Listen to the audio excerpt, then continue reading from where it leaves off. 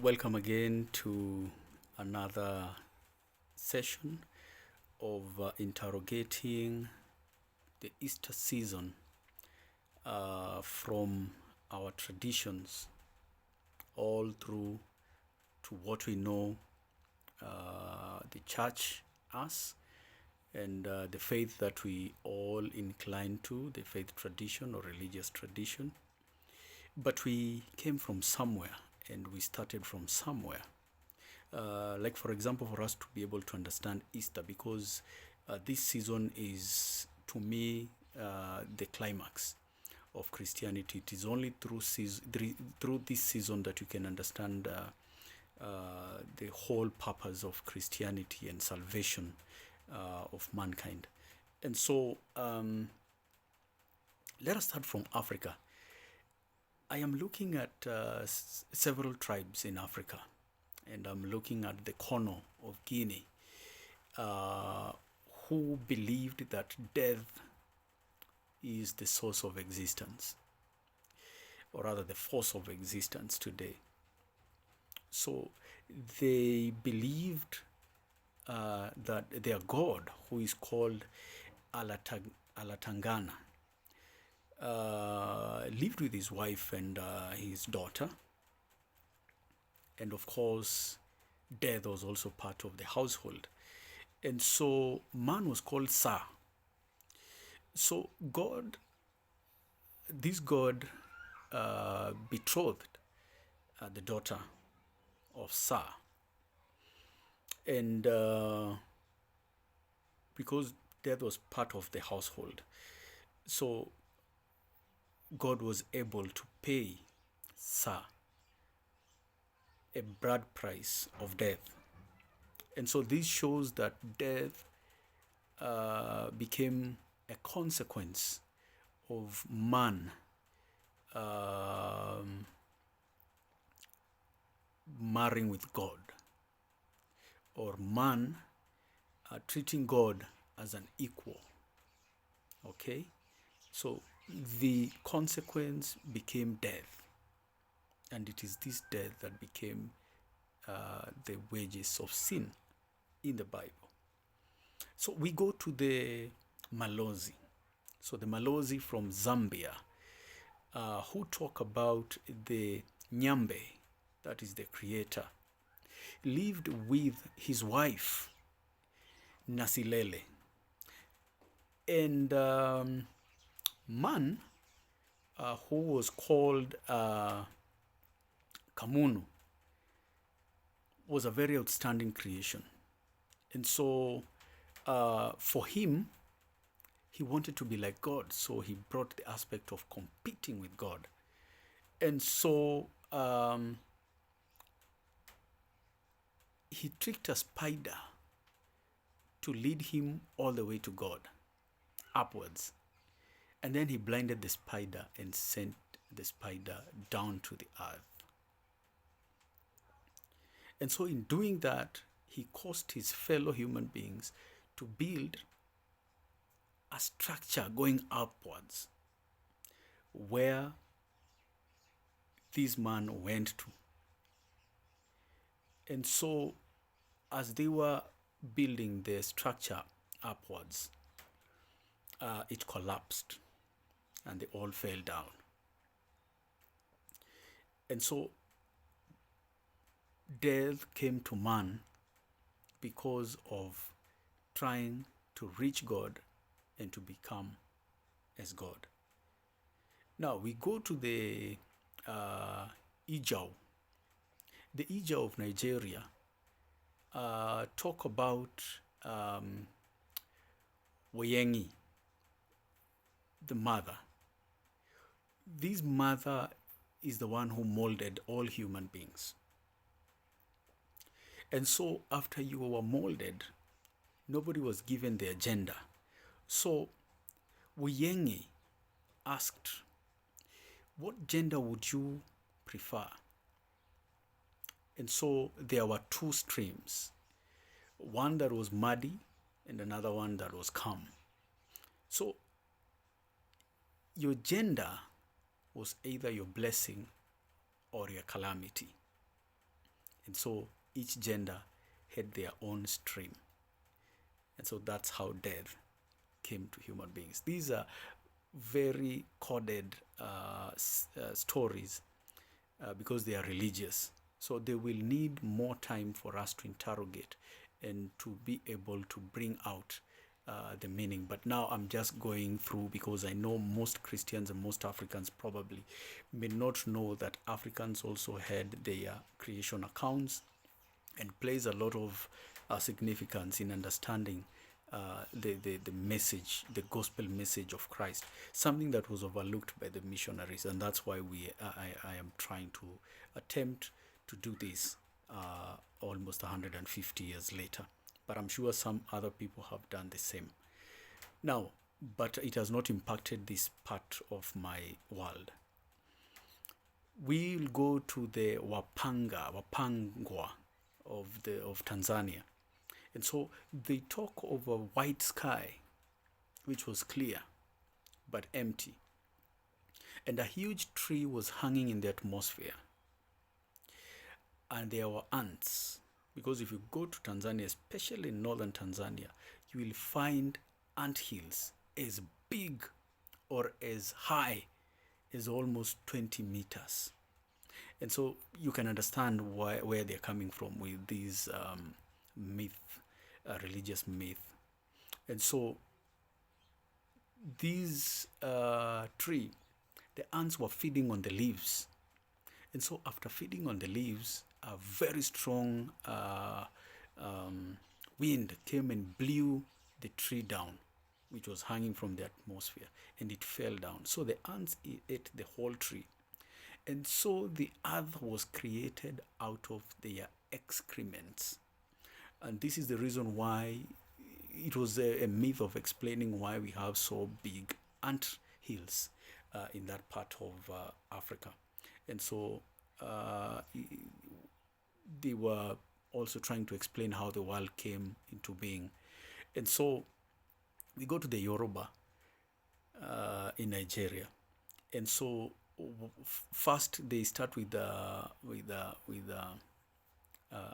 an exposition that all deformities were attributed to the Creator. And so the wise have always existed in the creation of God.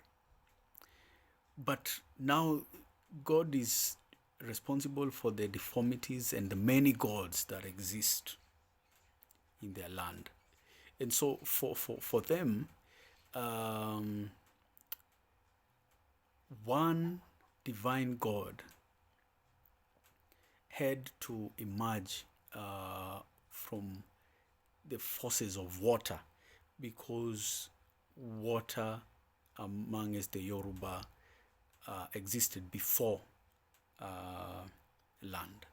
And so, like also in the Bible, among the Jews, their tradition teaches them that water existed before the land, and like we all know from the Bible. And so we will go to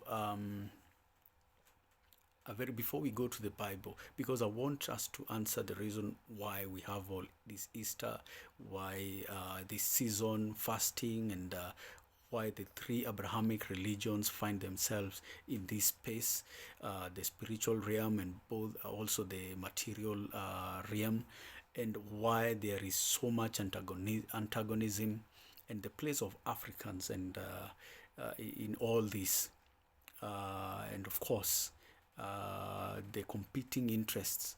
What are they, and did really Christ cure all this, or were we left behind, like when he was dying and he went down to the Hades according to our faith, and he started preaching to those who died a long time before Christianity, so that they can be judged equally with those who will have heard about Christianity. Were some of us left behind, or even was Christianity left behind? Or is Christianity drawing back behind from the past other than moving forward towards eschatology. And so we are going to look at the Eastern European and as the whole Europeans. And as we are looking at the Europeans, I would like us also to be able to look at the Kikuyu, where I come from, my community. And so the Kikuyu believes that man used to carry pregnancy earlier before, and he used to carry his pregnancy on the knee. And even today, bachelors will be met, whether it's a Christian or not a non-Christian. They will be asked, when are you going to release your children from your knee? And so it is believed that men used to carry pregnancy of children on their knee. And so this time something happened, a calamity occurred, and the elders of the Kikuyu community sent a chameleon to send a message to God, Ngai, who lived in the skies, but who sometimes came to rest on top of Mount Kenya. And so Mount Kirinyaga, that is the original name before the missionaries and the colonial government named it Mount Kenya. And so the chameleon goes very slow because it was the only wise animal that interacted with man other than the snake. So it moved very slow. And so by the time the message reaches God, already God was angry. And this is how he sent death to man. Now I want us to look at the European understanding of the origins of the world. It is, I didn't get the religious aspect of it, but I got the philosophical aspect of it. And so this comes at a time when religion had dominated the old traditional religion had dominated Europe until the philosophers came and started questioning religion. So religion was, together with the kings of those early days in Europe, were traditionally the leaders of Europe. And so we will start our European intellectual journey from Greece, because this is where European philosophy comes from, and it influences the whole West and the Eastern European. And so when you look at the first known philosopher, who is called Thales, Thales believed that everything every matter got its life from water. And so for him, water was everything. And so he brought the concept because the Greeks at this time were monist, and again shifting to dualists, depending on the prevailing circumstances in Greece. And so, but the most dualistic and most influential Greeks were in Athens, because it was a city, a big and ancient city. And so this idea of Thales brought about the idea of the world, the cosmos, moving towards deitism, where they were supposed to now express what they know, their intellectual, by building idols as gods, because all this idea of their deity gods was also an idea from men. And so we move to Anaximander, who talks about the unity of nature, and he gives the teaching on the unity of nature as a guarantee to equality and impartiality. There is the social aspect, and there is the metaphysical aspect, which is now moving away from the monism. Now, I want us to understand this because the Europeans think in terms of theories and models. So, one of the theory, or even it can be a model that was brought by Thales, was the principle of sufficient reason. And now Anaximander comes with another one called the principle of justice. For him, everything was equal and was balanced according to nature. So there came another one called Heraclitus. Heraclitus grew the concept of a society other than having those community clans and family setups. So he came with an idea of a society. You know, this is a new concept now. And he said that all things are one, meaning that even those clans of the family of priests, the family of the monarchs, and those who are the nobodies, we are all one. And so this is moving again now towards the justice that was talked about by his predecessor. And so he looks at the aristocrats who had overthrown the monarchs, because now the aristocrats are the people from the poor families who had really worked so hard over many years, and now they were having the influence of money, and so they are able to bring that dynamism of a society, and they are now taking over from the priests and the monarchs because of the power of money. These are the same people who brought the idea of the value of land that you hold. So capitalism is born, okay? And colonies are born because for them to have cheap labor, they had to have colonies. So colonialism, capitalism, and democracy are born during this time. And these are European ideas to the world. And so Mediterranean is used for businesses and colonies, and this becomes the first enlightenment or the first reformation, apart from what we've learned from the church and apart from what we've learned from the modern history. So these Europeans are very dynamic people as well. And so the fourth philosopher we are looking at is Anaxagoras. So Anaxagoras talks about the unity now of nature. Okay? And so for him, he came and distinguished this society and democracy. All right? And so in doing so, he talks about the social responsibility of all people and each person of the member of the society. So he brings in the principle of motion and the idea of democratization of a society as a moving progress or moving towards progress.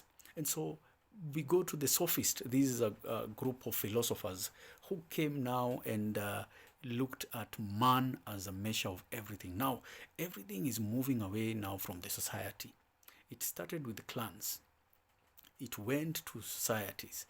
It started with clans, priests, and monarchs. It went to society, and now it is going to individualism. And this is one quality of the European social arrangement.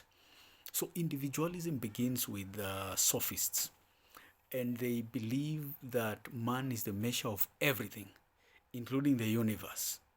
And so man also and the universe may get inspiration from gods, but man is the center of everything. Gods cannot exist without man, and so the universe cannot run or even exist without man.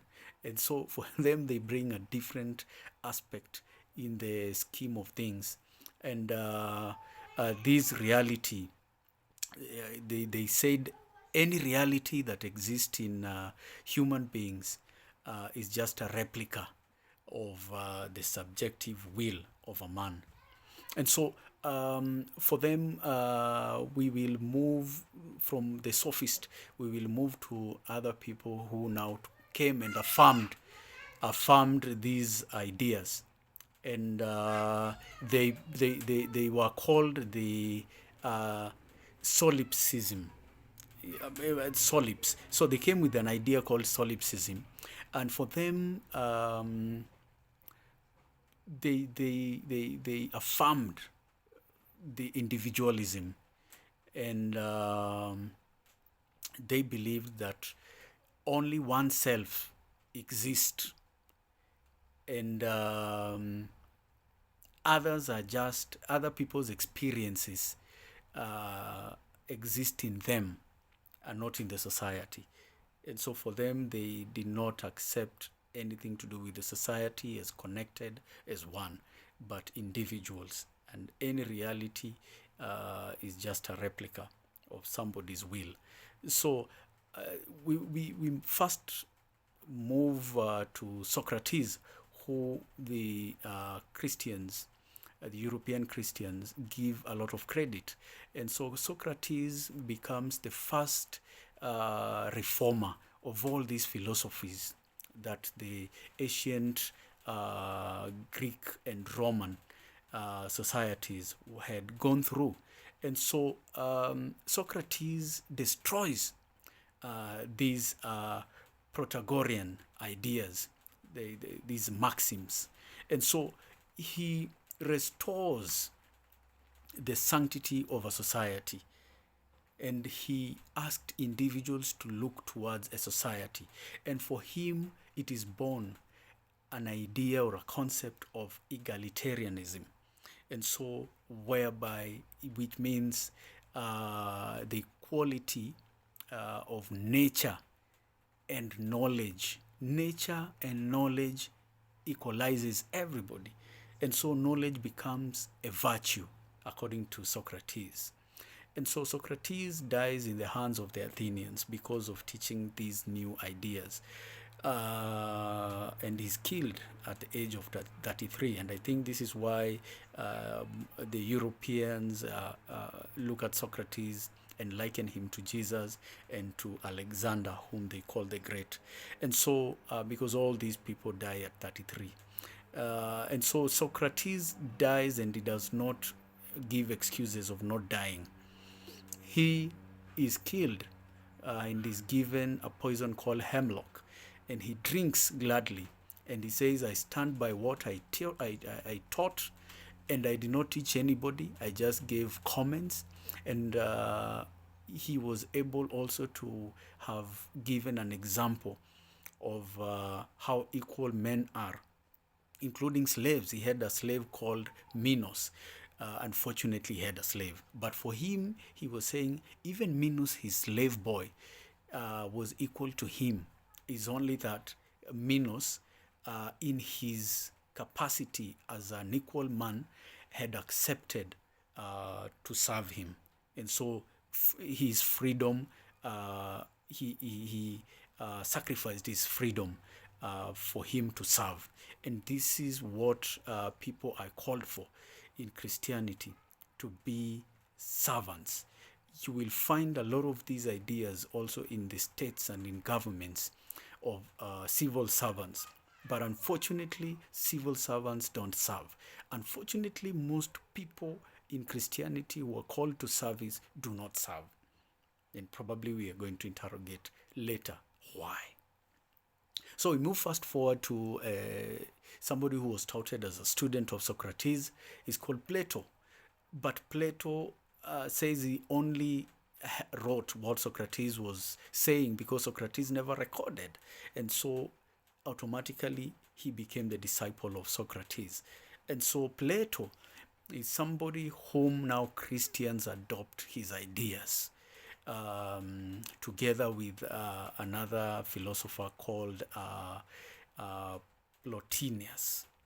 So their ideas are adopted fully by European Christianity. And so Plato speaks of men who have higher calling, who are at the top of the hierarchy of men, men who have higher knowledge, higher understanding. And so he brings the idea of hierarchy. And so for him, slaves are slaves because they are inferior in intellectual. Priests, politicians, lawyers, doctors are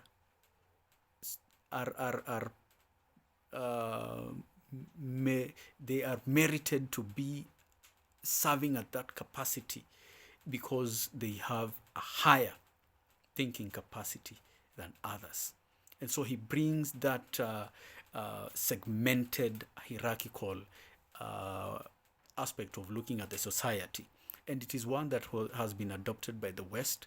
It is the one that has been adopted by the East. So the whole of Europe is hierarchical until the Enlightenment in the modern era is when these structures and systems were dismantled, but they still exist in churches today.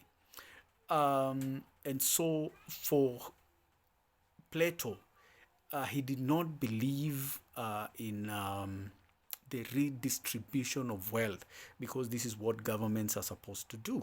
They're supposed to collect taxes. Even churches are supposed to collect tithe. Even temples in the Bible collected tithe, collected offerings, and these were supposed to go into the administration of, if it was a theocratic community or nation, in the administration of the nation, the administration of the religious institutions, and also the members who served there. Their welfare was supposed to be catered from there. And above all, something which churches and governments have refused to do even today, they are supposed to help the poor. This money is not supposed to buy the V8s and the helicopters and the private jets that we see people who call themselves man of God cruising with. Well, it is a capitalist world, but we are supposed not to serve it. And I think that is the reason why we don't see these systems working anymore, because people have refused to be servants, because it is a capitalistic world. And so one example I'd like to remind you is China. China is a communist world, and it has been able in 10 years to raise millions of millionaires in the idea of an egalitarian society, in the idea of a communist economic model. And so it is a challenge to you.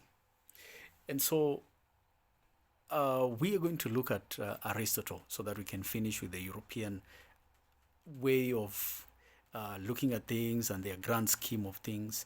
Now we had looked a bit about Africa so that you can be able to juxtapose the two aspects. And so we finish with Aristotle. Aristotle was the teacher of Alexander from Macedonia, whom the Europeans call the Great. And for him, he looked at knowledge as a tool that leads to the truth. And so, and for him, it is not the truth about math bringing the truth of mathematics, science bringing the truth of scientific researches. It is the truth of everything. So for him, knowledge is general. And it is important for us to remember that he also gave a saying, and he said that all knowledge brings the aspect of many sides to a matter. So everything that is interrogated through knowledge will have many sides. And so everybody can be right, regardless of what is your opinion upon a certain topic. Your experience is your teacher, and it is going to justify what you think, because it is a reality. And so there is no single person who could be the answer to everything, because they suffer from an individualistic gaze. They can only see what they know. Is like, for example, in theology, we ask, can you identify something you've never seen? Something that is intrinsically new to you. You can only understand things that are within your category of the five senses. Anything that is beyond your category of five senses cannot be understood. And that's why understanding God is difficult, because it's not within the category of our sense. He's beyond. And so you're going to leave at that. And so this is what influenced the Europeans and their Christianity and their democracy and everything that they do, which has gone all through in the West until the time when they colonized Africa and the global South, and they also looked at issues from a very biased perspective. And I would like, probably as I finish, to mention some of the philosophers who are responsible for creating the kind of Europe that we have, and the America, the North America that influenced the world, and of course even Russia as late as 1917. So we have, like we've mentioned, all those whom we've mentioned, but there are others in the modern philosophy. People like Descartes, people like Immanuel Kant, people like Hegel. There are people like Schopenhauer from Germany. There is Nietzsche, also from Germany. There is Karl Marx, who influenced a lot Eastern Europe and especially Russia. There is Berkeley from America. There is John Locke, who came with the capitalistic economic model. There are people like Leibniz, the libertines in France, who again was succeeded by people like Hewitt, Faucher, Pascal, Malebranche, and also Montaigne of the 19th, 18th century. And so this is where we are. We are going to stop at that. Today is a very busy day for the Eastern Orthodox Christians. Yesterday it was the Way of the Cross, and tomorrow we are going to have Paschal Sunday. So we shall have more tomorrow, and I wish all the blessing to all the pilgrims in Jerusalem and elsewhere, marking this holy month, whether it is Ramadan, whether it is Paschal Sunday tomorrow, the Holy Friday, which was yesterday, the Holy Saturday today, the Saturday of Lazarus, and also those who are preparing to mark Pentecost. They've already started the journey from the West. And of course, the Jews who are looking for solutions of coexisting with the Muslim in Palestine, and the conflict between them in Al-Aqsa and in the Temple Wall. I hope is going to find a lasting solution. Likewise, the monks of the Eastern European traditions, Christian traditions, and Western European Christian traditions will also find an amicable solution of worshipping at the Church of Nativity in Christmas this year. And so we pray for all this, and there is madness within what is holy, but we are going to try and demystify all this as we continue with our journey. So have a good one. Remember to represent your own. We've touched on Africa. To later Tomorrow, during the Vespers of Love, we are going to look at the Jewish perspective of the creation account and why we are doing all this. So we're going to look at it from two angles. One, the angle of covenant, and the other one of domination, or the blessing of being in charge of creation. Bless you.